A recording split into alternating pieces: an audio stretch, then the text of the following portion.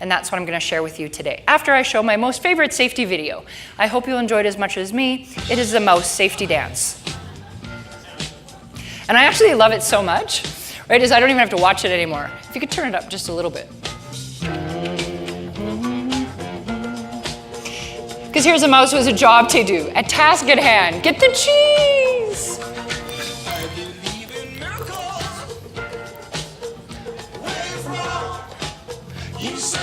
Anyways, Miss Missy Mouse's supervisor sends him out of the hole to do the work. Get the cheese, knowing he's a competent mouse. How do you know he's competent? Look at that little belly. He's done the job before, a little gray behind the ears. He's experienced.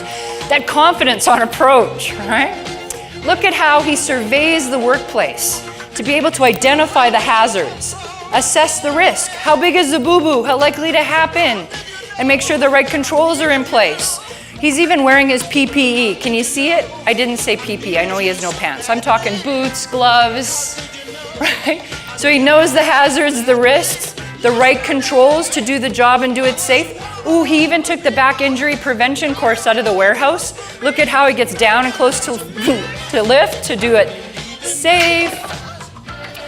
Or does he?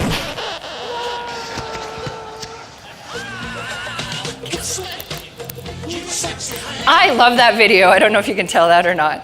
Because to me, it says so much about health and safety and so many of the things we're going to talk about in the next hour. One of the things the video tells me is that if we do not know that the farmer's wife exists, how can we protect ourselves from it? So what are we doing in our organizations to make sure that everyone knows that there's a farmer's wife out there, that there's that hazard? How are we communicating? How are we identifying? How are we getting everyone to pay attention to it? Some questions that we need to ask. Do you sometimes have those people in our work environment that they know the farmer wife exists, but they've been doing the job with her for 25 years. They know that she's been scared of mice. She always runs away. And so they think it'll never happen. What if she's gone to therapy and now she's facing her fears and she's going to come after the mouse? We have to look at systems in our work environment that don't just assess hazards and risks or have important conversations at the beginning of a project, but that we do it throughout as we're doing the work that's there. What else does this video tell us? It says that sometimes our people are really good at their job. They got their heads down, their butts up, they're working hard. They know the hazards and risks and controls with that job, getting the cheese. But sometimes they're so focused on that job that they sometimes don't have their blinders back. And it's the other equipment and processes and people and that can sometimes come up and smack them upside the head. So we're going to talk a bit about that. How do we get people to get their blinders back? How can we build our systems, our cultures in such a way that we're a little more mindful or situationally aware? So that's some of the stuff I'm going to talk about. What else does this video say? Oh, it should give you some insight into my sick sense of humor that you have to put up with for the next bit. Because I show the odd video clip, I tell the odd joke, tell the odd story. Meant to make a point, have some fun, because we all know at times safety can be, right, especially right after lunch. Just one of those things. You know where I come from with health and safety. This is how I see a safety management system that has a continual interaction of the structure, our policy, procedure, standards in our workplace, whereas you have this hazard, you must do this and this. Balances and constantly grows and interchanges with culture. This is how we do the work there. Because you can build a strong safety structure, but if you don't have a good culture, you only have a binder that looks really nice. If you don't have a good culture, or you have a good culture but not a good structure, you got a lot of people who are really trying hard but they don't always know what to do. And if you have a good structure and a good culture, they feed each other, right? So building the structure and getting the culture right, it feeds so that no matter who you put into what situation, at the end of the day, you get safe, sustainable business.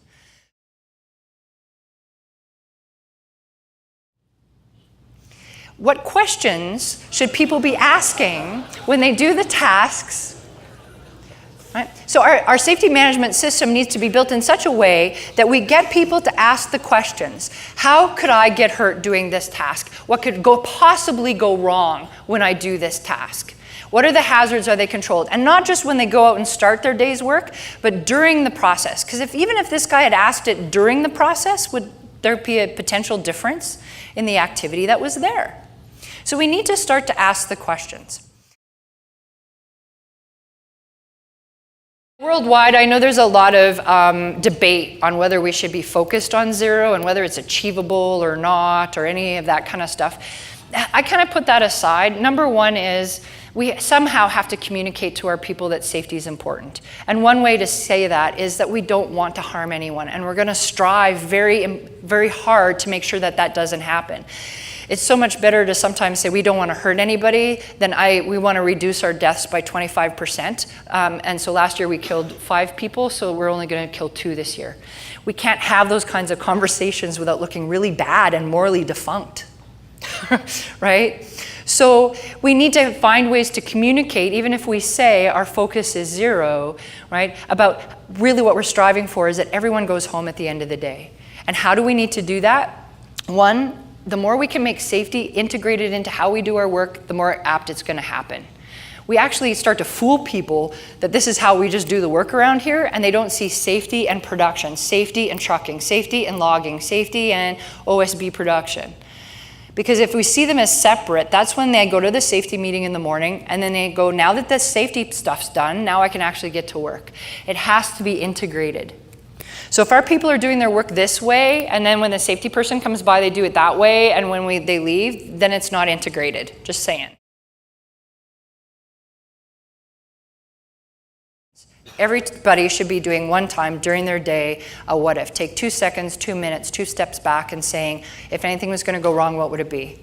What are the hazards here? Are they controlled? What am I doing really well? How do I repeat that?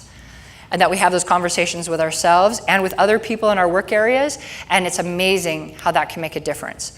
Because we can look at something that in a minute we think is really, really safe, but actually in reality it probably is more dangerous than it looks. So we should be able to take a look at any situation and ask those questions. If anything was going to go wrong, what would it be? How could we get hurt in this circumstance or situation? And the more we ask this and encourage people to ask it throughout the day, then that's where we sometimes catch things, because we may not have seen it in a pre-job situation. Take a look at your safety management systems. Are they based upon the hazard, the risk, and the right control? How are we having those important, crucial conversations with individuals and on different layers of our organization so that you can continue to be the difference in someone's life? I want to thank you for doing that, to make sure that people do go home. It's been my absolute pleasure to be able to share my quirky sense of humor, my passion for health and safety, and hopefully a couple tidbits to make you think about your program in a different light, in a safer light. Thank you so much for the opportunity to talk with you all today. Be safe. For more information on this presenter or more safety presentations, visit www.youtube.com/user/BC Forest Safety. For information on attending any of these safety conferences and more safety resources, go to BC Forest Safety Council's website at www.bcforestsafe.org.